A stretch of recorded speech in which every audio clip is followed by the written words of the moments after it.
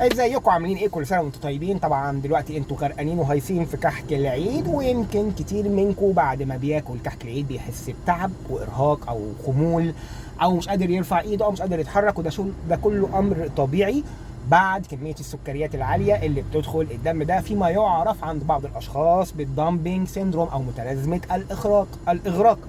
او مش شرط يعرف المتلازمه دي، بس ده امر طبيعي جدا انك انت لما تاكل سكريات بكميات عاليه هيقوم رافع السكر، او السكر ده يدخل الدم مره واحده بكميات عاليه، فبالتالي الجسم في المقابل يفرز انسولين بكميات كبيره يحرق السكر اللي دخل الدم بكميات عاليه، وبالتالي كمان بيجي على السكر او المعدل الطبيعي بتاع سكر الدم فبيحرقه، فممكن تحس بالتعب والارهاق ده لان السكر بيبقى تحت المعدلات الطبيعيه.